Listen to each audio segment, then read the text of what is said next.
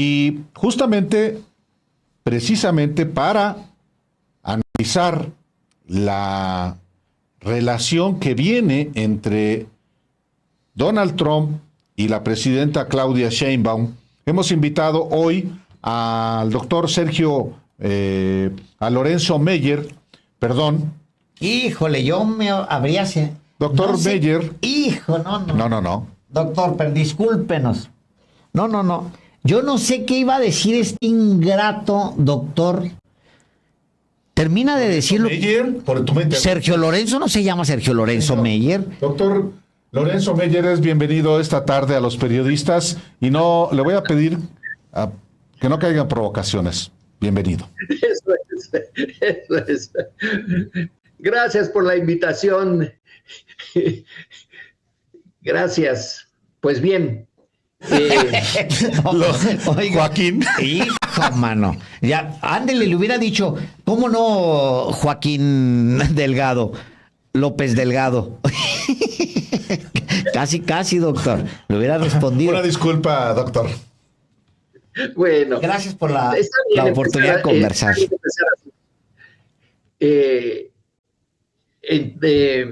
Álvaro y Alejandro, ¿puedo empezar con una comparación? Por favor. Este análisis sobre lo de Trump, ustedes me dicen cuándo me paro, porque luego me sigo de frente demasiado.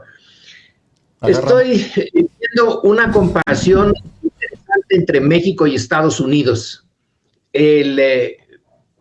Hay un montón de ocasiones en que desde México y en algunas desde fuera se han comparado a los dos países. Generalmente recibimos la peor parte de la comparación, ya sea en términos políticos, económicos, culturales, etcétera. Pero esta vez creo que no. Esta vez creo que la comparación es interesante. Lo que acaba de pasar en Estados Unidos, si uno ve los titulares de la prensa, por ejemplo, el del New York Times, que de primera noticia es en realidad un análisis, una explicación de qué es lo que pasó.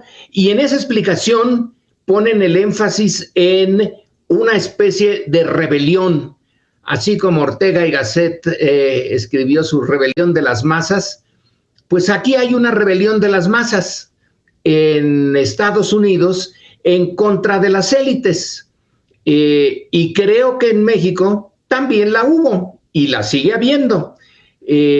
Las dos están motivadas por una percepción de la parte, que más se siente desfavorecida en la sociedad contra sus líderes. En el caso de los norteamericanos, contra el Partido Demócrata, que fue, por lo menos desde Roosevelt, quizá antes, pero desde Roosevelt es clarísimo, es el partido de los sindicatos, de los trabajadores, de la gente que ha padecido la Gran Depresión y que hay que sacarla de ese hoyo en que estaba metido, y el Estado se compromete. Roosevelt saca adelante ese país y bueno, desde entonces el Partido Demócrata parecía estar más o menos identificado con los sindicatos, con los obreros, con las clases medias, en tanto que el Partido Republicano parecía ser el partido de los dineros, de la gente con poder económico y favorecida por la vida, y así eran sus candidatos. Reagan, por ejemplo, o Goldwater, antes candidatos que representaban a las élites. En el caso de México, el PRI parecía ser el partido, pues, de los campesinos, los trabajadores, las clases medias y durante un tiempo el ejército en sus sectores, pero en los dos casos el tiempo corre. Fíjense, son de los años 30 los dos, el de Roosevelt y el de Cárdenas. El tiempo corre y poco a poco esos partidos que se identificaban con las bases populares van perdiendo esas bases. Yo creo que ni se dieron cuenta de cuando fue un proceso largo, se perdieron las bases, y en momentos que coinciden, hay dos líderes que rompen con el statu quo y dirigen una insurgencia electoral. Andrés Manuel López Obrador, y esa insurgencia electoral sigue ahora con Claudia Sheinbaum. Es López Obrador, Claudia Sheinbaum. Y en Estados Unidos es Trump. Aquí tenemos dos coincidencias entre estos países vecinos que no coinciden en la mayor parte de los indicadores y de las políticas. Esta vez resulta que sí coinciden, pero el liderazgo de Estados Unidos se convierte en un liderazgo de derecha, en un liderazgo que sus adversarios tildan ya de fascista o protofascista. Y en México el liderazgo es de izquierda. En cualquier caso, los dos líderes no eran esperados, surgen así de momento. Y a nosotros la sorpresa ya nos pasó. De todas maneras, la crispación de la política, la división entre dos proyectos de nación, en cada una de las dos naciones hay dos proyectos de nación que se contraponen, y de manera muy abierta, muy abierta. Quizás si hubiera habido todavía parte de la Guerra Fría y del anticomunismo, no hubiera pasado esto, pero libre del anticomunismo, el mundo político de Estados Unidos se mueve de manera más fluida, tan fluida que un personaje como Trump puede, en primer lugar, entender que nosotros creo que le damos a Trump poca credibilidad en cuanto a su capacidad de entender cosas, pero resulta que sí las entendió. Sí, claro. O es muy inteligente y nosotros no nos hemos dado cuenta, o los demócratas son bastante lo contrario de inteligentes. Exacto. Y no se dieron cuenta en la coyuntura actual, y según las reacciones, que son reacciones de primer momento en la prensa y en la televisión, norteamericana, por ejemplo, CNN, pues casi se ve como que hay una intención de cambio de régimen. ¿Nos suena eso de cambio de régimen? Claro. Como una reacción a un statu quo. Pues también Doctor, allá, pues. De hecho, el primer ensayo habla, el que usted cita, que es curioso porque se trata de un ensayo, de un artículo como tal y no de una noticia. La nota principal del Times habla justamente de cómo Donald Trump modifica a Estados Unidos a su propia hechura.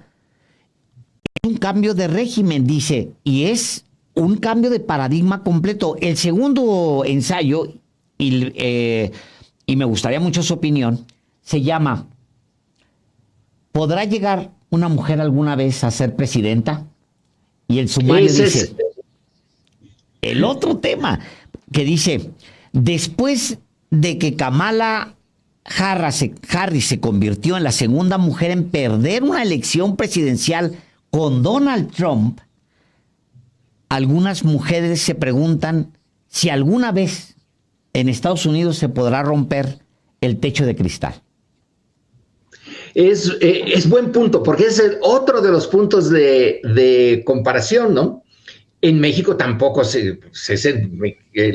hasta en Estados Unidos la visión así vulgar sobre el México es que está dominado por los machos, y el término macho se usa en inglés justamente en referencia a lo que creen que es una cultura propia de México, pero en realidad no.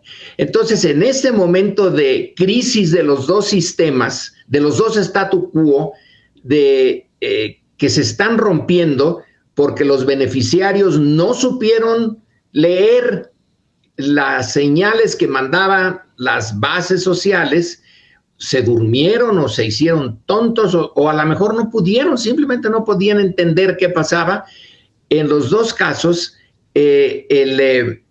una de las ideas viejas tradicionales era la del dominio del machismo, pero en México, en donde se le juzgó machista desde el exterior y bueno, del interior también, esa caricatura de Naranjo de una gente con su sombrero de charro, con un pie en un cráneo, las pistolas, y esa es la imagen que algunos tienen en México y fuera de México, pero resulta que aquí sí se pudo y sin mayores problemas. En cambio, en Estados Unidos no. Y ahí hay un elemento curiosísimo, interesante, que debe de ser explicado de manera muy sofisticada, que yo no puedo.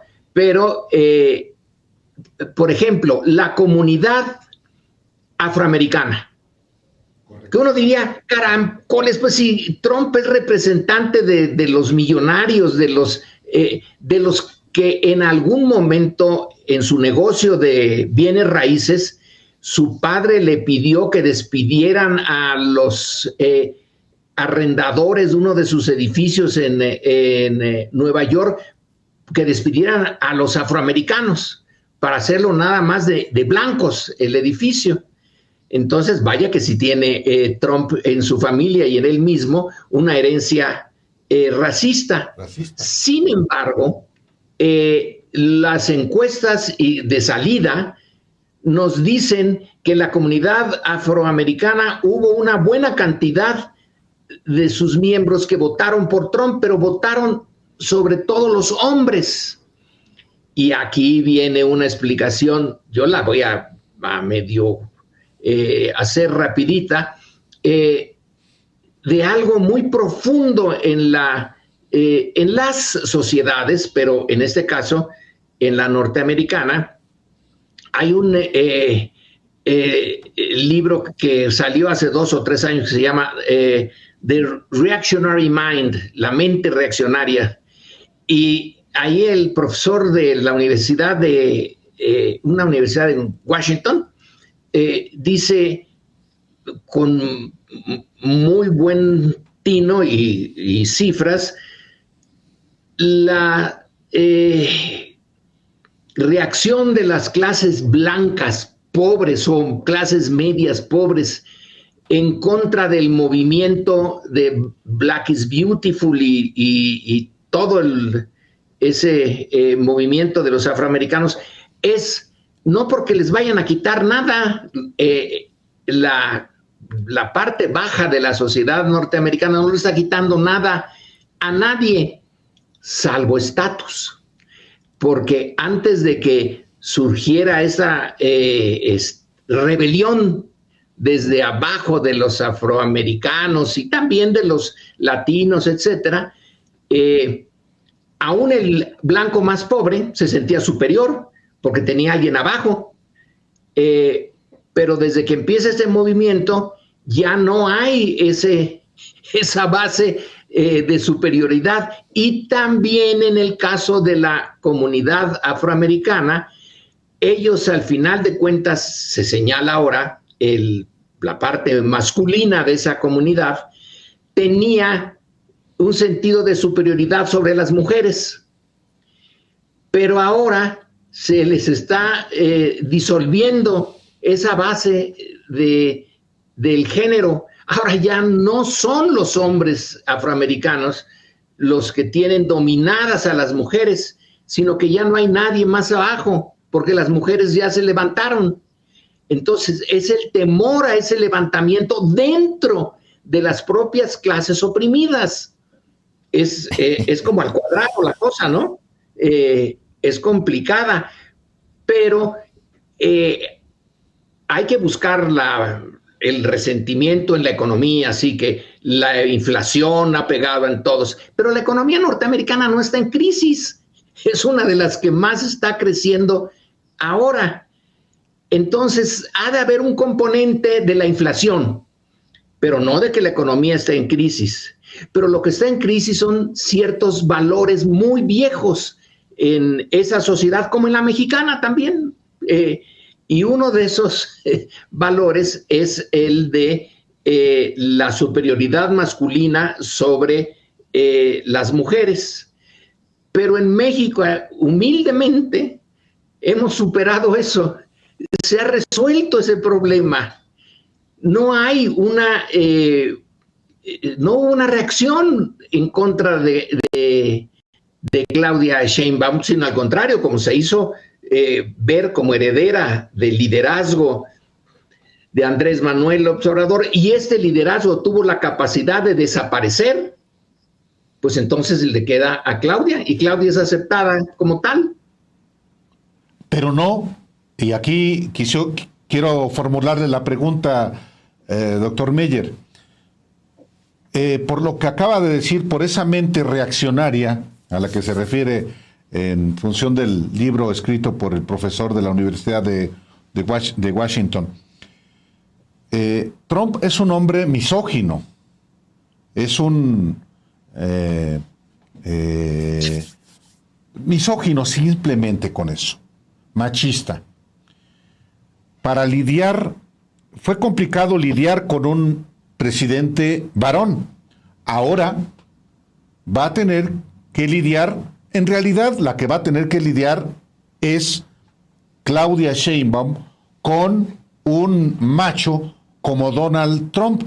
¿Qué prevé, doctor? Esa es una pregunta en mi época se decía de los 64,000 pesos, ahora 64,000 pesos no tiene mucho sentido, pero es una pregunta sin una respuesta clara, porque hay que añadir otro elemento aquí, algo que se ha señalado, bueno, tras simplemente examinar los 4 años que tuvo en el poder Trump, y lo que viene, que se supone que viene, es que la política exterior, en política interna hay muchos pesos y contrapesos en Estados Unidos. En política exterior, el jefe del Ejecutivo o la jefa, cuando llegue la jefa del Ejecutivo, tiene un campo de acción con más libertad.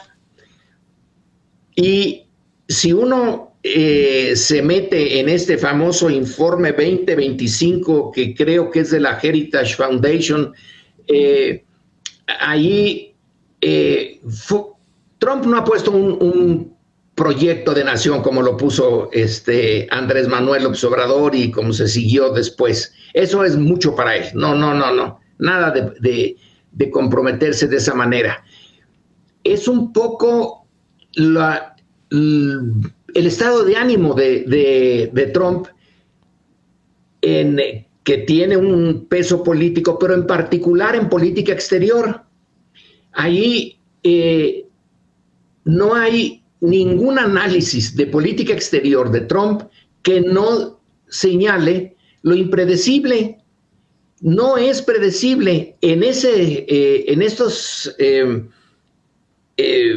documentos de la derecha norteamericana, como este documento de 2025, se señala que hay que acabar con el Departamento de Estado, directamente con el Departamento de Estado y con todos sus funcionarios, los profesionales de la política, los que más o menos pusieron freno a Trump en determinados momentos en que en su política exterior dijo, bueno, ¿y qué tal si mandamos unos misiles a México para acabar con los laboratorios del crimen organizado? Pues total, pongamos unos 10, 15 misiles bien dirigidos y pum, vale, se acaba el problema del narcotráfico.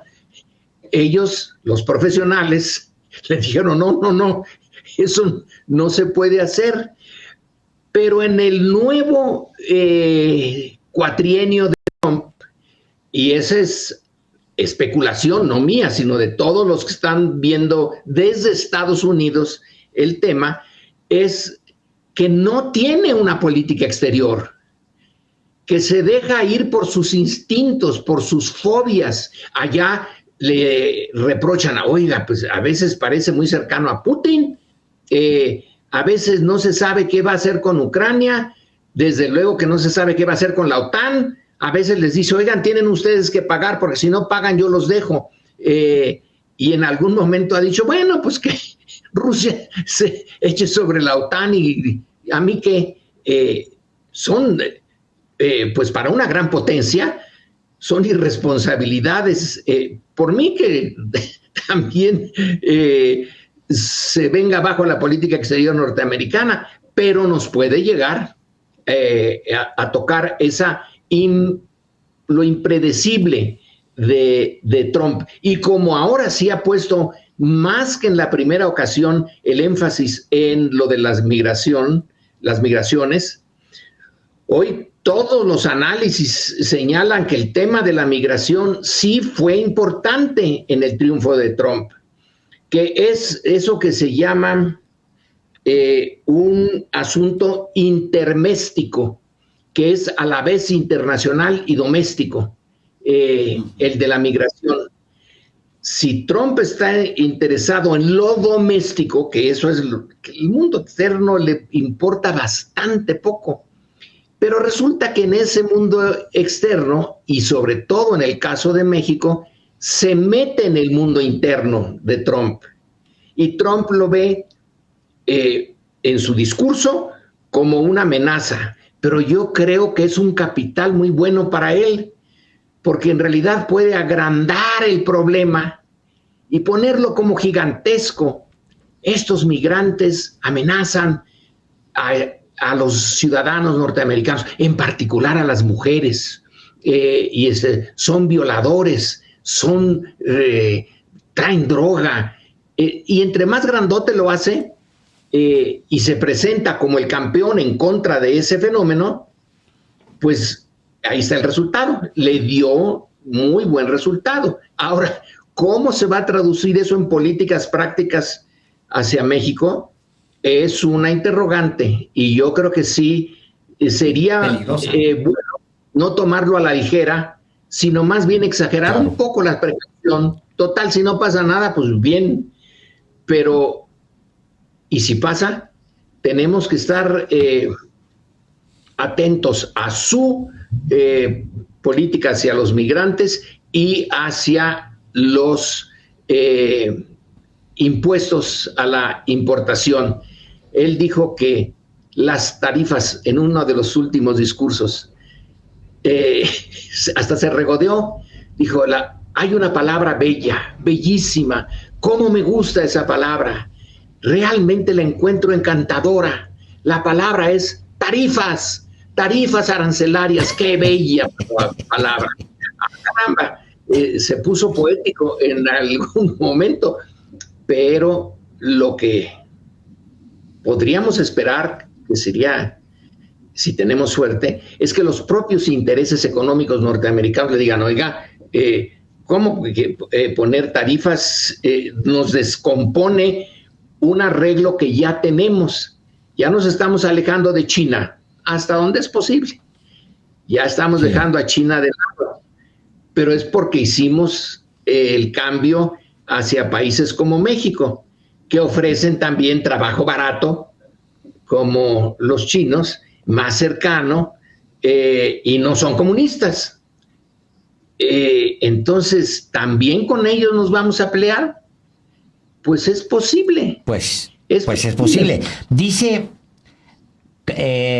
Cory Robin, el autor de La mente reaccionaria, justamente, dice que todas las ideologías de derechas desde el siglo XVIII hasta hoy son improvisaciones sobre el mismo tema.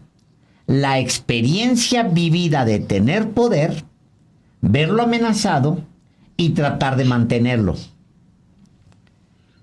Es sencillísima la tesis, pero clarísima, ¿sí? Reaccionan a lo que ven como amenaza. No proponen nada nuevo. Simplemente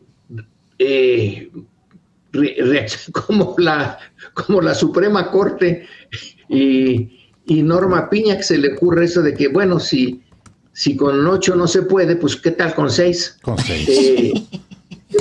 Es una improvisación. Y además se lo sacó ahí ahí al caminito de repente. No, bueno, con 6. Carajo, pues hasta se sorprendieron los otros ministros de repente. Hasta ella se sorprendió. Sí, y Trump tiene esas improvisaciones. Lo que pasa es que tiene el poder militar más grande del planeta, sí. Uno de los poderes económicos más grandes. Quizás se le está acabando, pero no creo que nosotros debamos de suponer que va a dejar de ser el gran poder económico en un tiempo breve. Más vale que hagamos nuestra política suponiendo que va a seguir siendo el gran poder económico y el gran poder militar, y que tenemos siempre hemos tenido que estar a la defensiva con Estados Unidos, incluso en los mejores momentos. Ahora, Andrés Manuel supo torear esa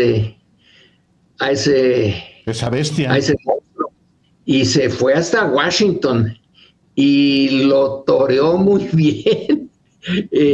Salió indemne, pero lo podrá repetir Claudia Sheinbaum, ojalá, pero ella hay otro problema. Trump sí aprende algo de la experiencia anterior y se vuelve ahora más retorcido que antes, porque vio que le dieron resultados ciertas torceduras, ahora las está refinando. Y además esta parte de la misoginia, ¿no? Creo que en cierto sentido Andrés Manuel lo tomó por sorpresa. Y como dijo Andrés Manuel en alguna de las pláticas que tuvo, hasta lo hizo reír cuando le dijo que, pues, esa manera de combatir, que se oponía combatir así, con la barda, el muro en la frontera, pues que había un túnel que pasaba justamente por debajo de un establecimiento oficial norteamericano, y que entonces Trump se rió y dijo que con usted no se puede, pero no creo que vuelva a sonreír. Entonces, sí tenemos, Houston, tenemos un problema. Pues doctor, qué barbaridad, pues qué privilegio tenerlo el día de hoy aquí, doctor. Aún cuando el señor Álvaro Delgado intentó cambiarle el nombre, luego entrando en la conversación, llegando, intentó cambiarle el nombre, pero afortunadamente estaba yo para corregir el nombre. Y pues muchas gracias, doctor. Gracias a ustedes, y fue un gusto platicar ahí cuando consideren apropiado. Si lo consideran apropiado, nos volveremos a reunir. Siempre, doctor. Muchísimas gracias, doctor. Hasta pronto. Hasta pronto. Pues ahí está la reflexión importantísima del doctor Lorenzo Meyer. Si hay un problema, por supuesto, claro que lo hay. Tenemos un problema. Vámonos ahora directamente hasta Hermosillo, en donde allá está Mario Campa, analista, economista. Hemos conversado con él, politólogo. Nos gusta mucho conversar con él. Y pues, sin más, Mario, bienvenido a Los Periodistas. Y dele, señor. Mario, gracias. Aquí. Bueno, yo preguntaría de entrada, ¿a qué obedece el triunfo de Donald Trump? ¿Solamente a sus talentos, a sus fortalezas, o también a las incompetencias, a los límites de su adversaria y de sus adversarios en el gobierno de Estados Unidos. Gracias otra vez, Mario. Gracias, Álvaro. Alejandro, un gusto estar con ustedes hoy. Pues mira, Álvaro, te podría decir que comparte un poquito del deporte, del fútbol, si lo quieres ver todavía más específico, donde pues un triunfo generalmente se da en una combinación de aciertos, por supuesto, de un equipo y desaciertos o errores del otro, ¿no? Es raro cuando, digamos, está totalmente desbalanceado, digamos, el terreno. En este caso yo creo que va un poquito de ambas cosas. Yo creo que hay méritos de Trump, creó un movimiento. A ver, yo sé que ustedes dos y yo podemos no estar muy de acuerdo con eso, pero creó un movimiento galvanizado que durante 4 años estuvo a la defensiva porque Trump, hay que recordar que en el 2020, en enero, sale por la puerta de atrás como una paria, totalmente desacreditado, deslegitimado, habiendo perdido una elección. Hubo cierta persecución política, con razón o no, pero hubo cierta persecución judicial. Y aguantó el movimiento, ¿no? Sus simpatizantes pues creen en él, creen en su discurso. Digamos que Trump tiene un mérito, sí, que es que ofrece cierto horizonte. Él habla de que Estados Unidos pues es un desastre en estos momentos, sobre todo antes de que llegara él a la primera presidencia, y que pues quiere hacer a América grande otra vez, ¿no? Make America Great Again, el movimiento MAGA. Entonces, cuando los demócratas vienen con un discurso básicamente donde tratan de mantener el status quo, que le habla en buena parte a las élites, que no ofrece mucho horizonte, cierto, Biden tuvo algunas políticas interesantes, intentó subir el salario mínimo aunque no pudo, en cuestiones de, por ejemplo, de salud pública, pues Obama expandió un poquito el acceso, Biden lo continuó, un poco también de política industrial, sobre todo basada en subsidios. Entonces, pues han hecho algunas cosas interesantes los demócratas, pero se olvidaron de hablarle también ellos, y ahora entramos en el terreno de los errores, de los desaciertos, se olvidaron de hablarle a su base, que tradicionalmente eran los trabajadores pues, de cuello azul, ¿no? Los trabajadores, digamos, la clase trabajadora, los sindicalizados, incluso los sindicalizados tienen mucha fuerza en el cinturón del óxido, en el Rust Belt, que es como digamos, el centro neurálgico industrial estadounidense. Michigan está ahí se desarrolló la industria automotriz, y realmente pierden estos estados, pierden los 3 estados que estaban en disputa, que eran estados bisagra, Wisconsin, Michigan y Pensilvania. Los gana Trump, ganan los 7 estados columpio o bisagra en disputa, gana ambas cámaras, gana el voto popular, gana el voto del colegio electoral. Esa es una barrida, ¿no? Barren realmente los republicanos y Trump con los demócratas. Y bueno, podemos enumerar una serie de errores propios también de la candidata. Álvaro, respondiendo a tu pregunta, es una candidata que pues en el 2020 en algún momento estuvo liderando la interna, hay que recordar, y se desinfló y se fue casi hasta el último lugar, ¿no? Por algo fue porque cambió muchas veces de posición. Primero había dicho que apoyaba el sistema de Medicare for All, que iba a ser una salud universal, después dijo que siempre no, que más bien con aseguradoras. Ella misma se contradijo muchas veces, y en esta 2024 no fue la excepción. Cometieron otros errores, no tuvieron una interna, ya no digamos competía, sino que simplemente no hubo una interna. Joe Biden, presionado por las circunstancias, tuvo que decir es Kamala Harris, y los donantes grandes se alinearon detrás de su candidatura. Metió en la primera línea a un multimillonario dueño de los Mavericks de Dallas como es Mark Cuban, metió a los Cheney, ¿no? A Liz Cheney y a su papá, creo. Y bueno, pues son figuras republicanas probélicas, ¿no? Unos hawks, como le llamas, unos halcones de la política exterior, y estuvieron en primera línea en la campaña de Kamala Harris, señal de que quería llegarle al republicano moderado, y no lo consiguió, estuvo lejos. Prácticamente todos los republicanos votaron por Trump. El independiente también lo perdió. Donde tuvo cierta fortaleza Kamala Harris fue entre las mujeres, pero también es cierto que muchos hombres se fueron por Donald Trump. Y algo que yo no esperaba, Álvaro, y con esto cierro mi comentario, que fue realmente sorpresivo, es que los latinos se alinearon todavía con los demócratas, pero crecieron casi 20 puntos con respecto a la elección anterior y casi equilibraron la balanza, ¿no? Eso es un giro tremendo y podría, si se mantiene, incluso se acentúa en las siguientes elecciones, significar pues un viraje profundo electoral en Estados Unidos, ¿no? Mario, el asunto de que Trump llegue a una segunda presidencia después de alegar fraude en su primera revancha, digamos, con Biden, llegue también con todo el Congreso, Cámara Alta, Cámara Baja, con una presencia territorial tremenda y ni un solo sector sin ser representado pues en su componente, en su pastel de votaciones, lo hace pues, lo lleva con un poder tremendo a la presidencia. Ahora la pregunta es, ¿eso qué consecuencias tiene específicamente para México?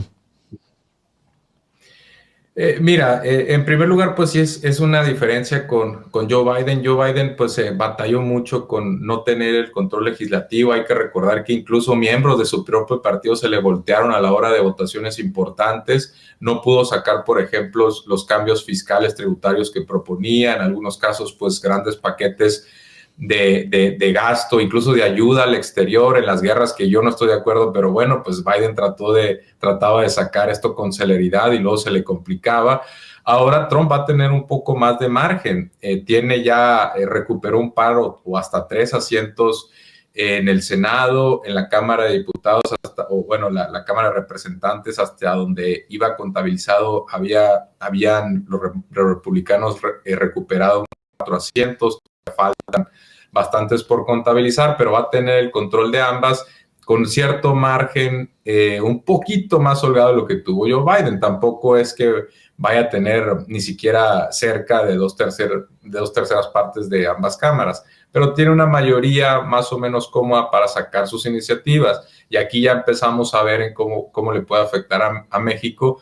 Para empezar, pues probablemente pasen algunos cambios fiscales que está proponiendo, reducción de ciertos impuestos. Eso puede hacer un poquito más atractivo el retorno de ciertas inversiones a Estados Unidos. No creo que le afecte a México. Estados Unidos en estos momentos tiene una disputa más directa con China, ¿no? Es cierto que Trump metió a México, sobre todo en la parte final de la campaña, pero realmente con China el pleito es otro, porque no es solamente económico, tiene que ver con cuestiones de hegemonía, tiene que ver con cuestiones de espionaje, de seguridad nacional, de bloques, digamos, también bélicos. Entonces, ahí Trump yo creo que va a redoblar sus aranceles a China. Probablemente para empezar, los va a mantener, los que Joe Biden instrumentó en el último año, y probablemente los amplíe. ¿Qué ocasiona esto? No es tan mala noticia para México en el sentido de que probablemente caigan las importaciones de China a Estados Unidos, y México, como vino pasando en los últimos años, sobre todo desde la pandemia, que gane participación de mercado en Estados Unidos. Las exportaciones mexicanas empiecen a comerle a las chinas terreno. Eso probablemente lo sigamos viendo y hasta se puede acentuar si hay arancel para China. Ahora, realmente no necesita apoyo legislativo o el control de las cámaras para la política comercial. Si hubiera, digamos, grandes cambios en un tratado o hubiera que firmar un bloque comercial, pues ahí quizá necesitaría sobre todo al Senado. Pero en este caso no. Y yo creo que Trump va a estar más interesado en China. Y también, ojo, a veces lo olvidamos un poquito, pero después probablemente vendría la Unión Europea. Trump platica mucho de aquella vez que fue con Merkel, Alemania, y que le dijo, oye, la diferencia es que cuando ustedes van a Estados Unidos, sí se ven en las calles BMW, sí se ven Audis, y cuando yo vengo aquí, casi no se ven Fords y casi no se ven General Motors. Entonces, eso lo platica Trump y le dijo, pues básicamente le dio a entender a Angela Merkel de que era una competencia desleal. y de que pues Europa se estaba, digamos, llevando una tajada del pastel de manera casi gratuita. Entonces, yo creo que también Europa vendría siendo foco de atención. Ahora, ¿por qué yo no creo que México esté tanto en riesgo en ese sentido? Para empezar, Trump sí ha dicho, ¿no?, que quiere subir aranceles a los autos provenientes de México, pero específicamente para los fabricantes chinos, y regresamos a esta batalla con China. Y si quisiera elevarlos mucho, entonces se toparía con que probablemente empiece a afectar a la misma industria automotriz de Estados Unidos, que son Ford, General Motors, Stellantis un poco, ¿no? Y ahora, Tesla también, hay que recordar que Elon Musk puso en pausa, ahora que Elon Musk está totalmente ya alineado a Donald Trump, puso en pausa la planta en Nuevo León. Hay que ver si con los 130 millones de dólares que puso en la campaña de Trump, eso ya le resta, digamos, el riesgo de que le pongan aranceles a Tesla si instalara la planta en México. Habría que ver, ese tema seguramente va a dar de qué hablar en los siguientes meses.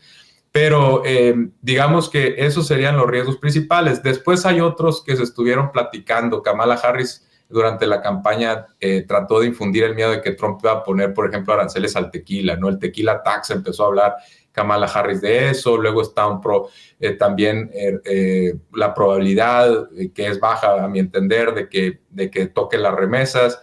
Yo no creo que vaya a tocar las remesas porque es, digamos, un impuesto directo a las familias, y los republicanos no son dados a poner impuestos, y menos de manera directa.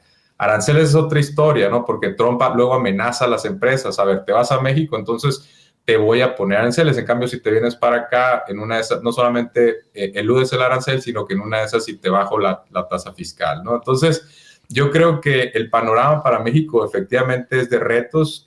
Yo soy un poquito más optimista de lo que decía el doctor Meyer hace un momento. Yo creo que México tiene instrumentos para negociar. No solamente en temas que no estoy tocando, como son los migratorios, los de seguridad, los que tienen que ver con el combate al narcotráfico y el tráfico de fentanilo en particular.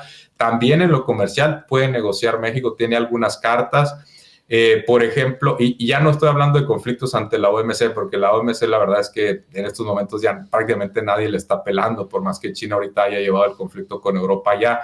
Estoy hablando, por ejemplo, de que México en determinado momento, si estuviera presionando mucho a Estados Unidos, podría subir ligeramente los aranceles a China. Ahora, hay un riesgo de hacer eso, que es que China, como lo acaba de hacer con Europa, junte a sus armadoras y les instruya a que no inviertan en México si hay aranceles, que le diga a BYD, a MG, que han manifestado en los últimos días intención de poner una planta, ya saben que en México no pongan en estos momentos inversiones porque nos están subiendo aranceles. Entonces, es jugar con el score, como se dice en el argot beisbolero, ¿no?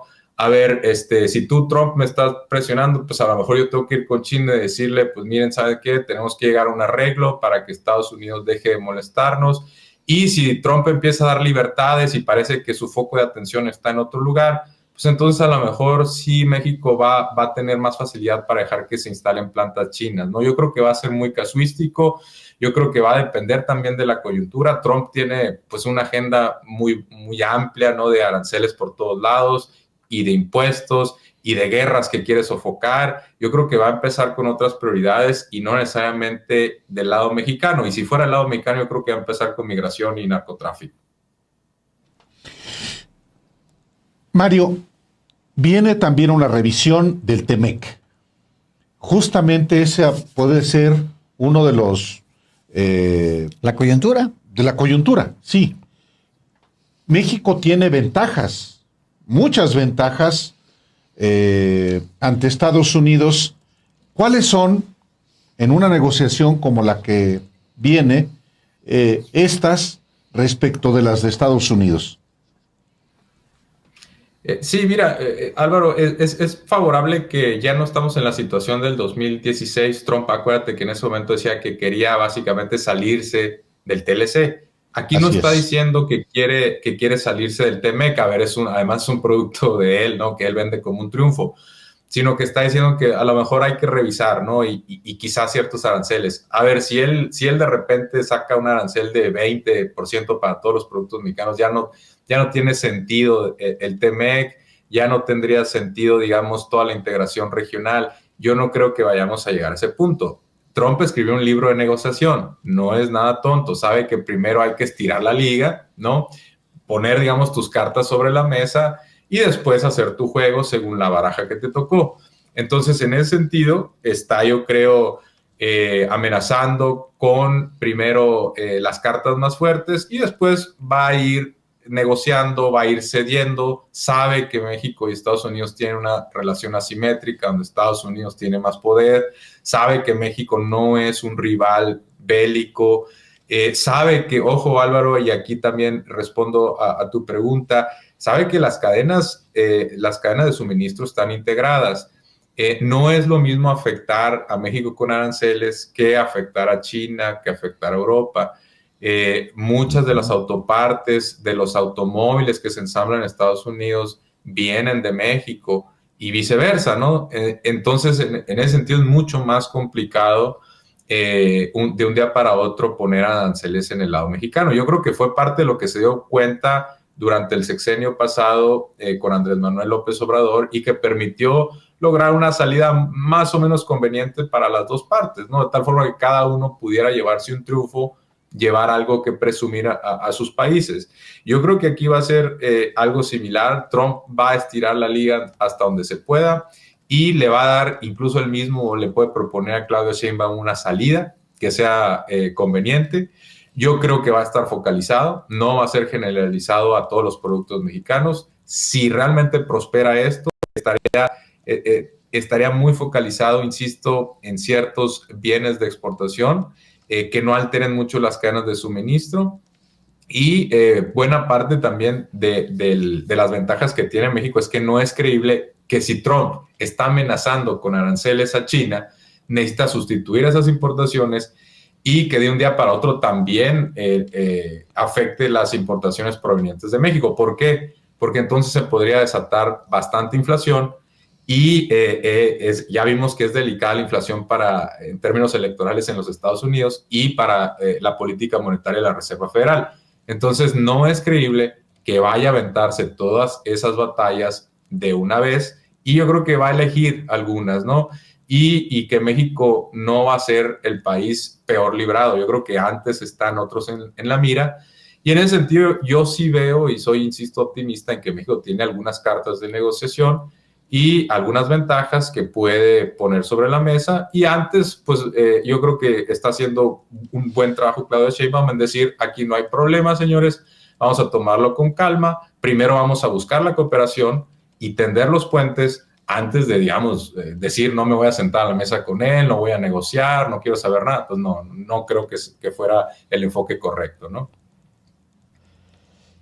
Pues Mario Campa, muchísimas gracias por la oportunidad de conversar sobre este tema. Seguramente vamos a estar hablando porque, pues bueno, vienen poco más de 4 años de conversación permanente de ese tema justamente porque lo vamos a tener 4 años a partir de enero. Al señor color naranja, como se le suele decir. Muchísimas gracias, Mario Campa, otra vez. Va a dar mucho de qué hablar. Les mando un abrazo a los dos, que estén muy bien. Saludos. Igualmente. Gracias.